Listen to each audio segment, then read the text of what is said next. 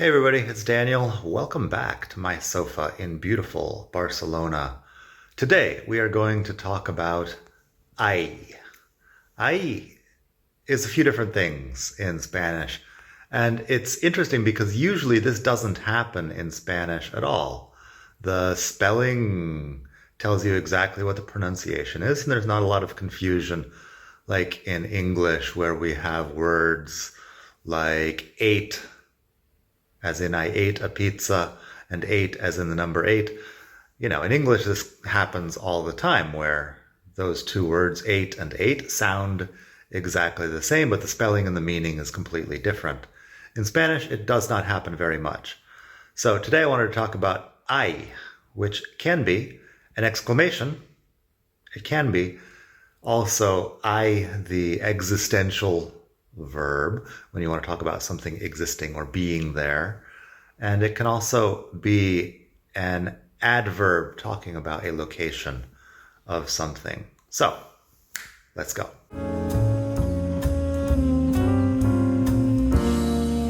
First, the easiest one. Ay, the exclamation, the interjection. Perhaps you've heard like a mariachi band break into ay, ay, ay at some point in a song. That is a real thing. It's just an exclamation. Doesn't mean anything really specific. It can express shock or surprise or whatever.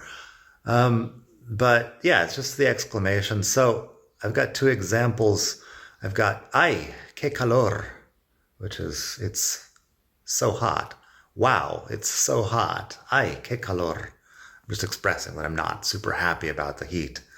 I've also got ay, me corté. I cut myself. Ay is just the explanation, like ouch in this case. So that's super easy. The spelling there officially is A-Y-I. Then there's ay, the adverb talking about where something is. This is like there. We're going to talk a little bit more about this point in a moment, but it's somewhere nearby is what we understand. It's there, but it's somewhere nearby. So, la bolsa está ahí en la esquina. The bag is there in the corner. La bolsa está ahí en la cocina. En la cocina, en la esquina. Doesn't matter. La bolsa está ahí en la esquina. O la bolsa está ahí en la cocina. They both make perfect sense. It's somewhere nearby. Ahí. Now, since the H is silent in Spanish, the sound is about the same. I probably say it with a slightly different emphasis is all. Like the exclamation, ay, lo dices con más emoción. You say it with greater emotion. However, ay, talking about a location is not as emotional. So, la bolsa está ahí. I also have te dejé el dinero ahí sobre la mesa. I left the money there on the table. Te dejé el dinero ahí sobre la mesa. There, it's a place nearby. So that's ahí and ahí. The difference being the level of emotion you bring to the sentence. Let's talk about ahí, the existential verb. We talked about this a little bit also in another video when we're talking about there is or there are, something somewhere. Saying that it's an existential verb sounds sort of pretentious. I'm just talking about that something exists in a place. So if I say, hay dos aguacates en la cocina, there are two avocados in the kitchen.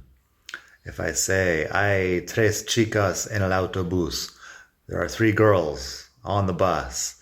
If I say, hay dos pájaros en el árbol, there are two birds in the tree. If I say, hay muchos tomates en la viña, there are many tomatoes on the vine, the tomato plant, possibly. All of this is just normal existential ay. The pronunciation ends up being the same because the H is silent again and you end up with the A and the Y or the I sound. All this brings us to ahí, or allí, or allí. This is a little bit different. You can hear it. The Argentinians love to pronounce the double L as je. So I would assume that if you get an Argentinian, that you're talking to an Argentinian, they would say allí, and it would be completely different than ahí. Here in Spain, we don't do that very much. It might be a slight difference. Allí, with a little bit of you kind of bring your tongue up towards the roof of your mouth. Allí, to indicate the double L sound. In any case, it doesn't matter much. Allí, the location is there, but further away. So it's a little bit ambiguous anyway. It depends on your perception of the distance. So I personally don't make any effort to decide if something is ahí or allí, because it doesn't really matter in conversation. It could matter to someone somewhere, but I don't know, it's really not all that relevant. We also have allá, which is, over there, but not in a very specific location, sort of a general, I'm not sure where, location. So it's a bit complex, it's a bit subjective to your feeling about it, and it doesn't matter all that much. So if somebody says, nos vemos ahí, are they saying nos vemos ahí in a nearby location, or nos vemos allí and in a somewhat more distant location? It's probably not relevant. Understand what the location is, and you'll figure it out. A lot of people just use these sort of interchangeably. I personally have never really thought about the difference outside of, the high school lesson where I learned this point. So I've got two examples. Nos vemos ahí. I'll see you there. We will see each other there. See you there is what it is. Nos vemos ahí. So that could be anywhere. Nos vemos ahí sobre las 9. I'll see you there at 9 at a restaurant, let's say. Then we have vete a urgencias. Allí te atenderán. In that case, I'm, saying that it's kind of far away. It's not here. It's somewhere out there. Vete a urgencias. Allí te atenderán. Go to the emergency room. There, they will take care of you. Here in Spain, if you don't have health insurance or whatever, you can just go to the emergency room and they will take care of you. It's a thing. Public health care. Anyway, so that's the three words, I, and then allí, which is slightly different, possibly more different if you're Argentinian. I don't know a ton about the regional forms of Spanish. I just say Argentinian because there's a ton of Argentinians here in Spain, in Barcelona especially. Like 3/4 of the people I meet are either Italian or Argentinian, it seems like. The other countries where they do this, I think Uruguay and Chile, kind of the Cono Sur, they call it, the southern part of South America. Maybe Paraguay. I don't know. I've only met like 1 or 2 people from Paraguay in all this time. So not certain about that, but regional. Anyway, I hope you enjoyed this video. Subscribe to the channel. Give me a like. Go to expatmadrid.com/donate and send me some money. Money helps. I do all of this for free. I enjoy it. Money also helps to keep me working harder. Any amount you want to donate is great. I will spend it on coffee, sparkling water, I don't know, books, things like that. Books that help me to research the podcast, which you could also listen to.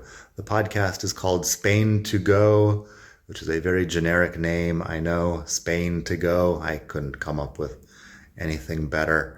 That is on Spotify, on Apple Podcasts, and a lot of other places. It's also here on YouTube. All of the episodes are currently on YouTube.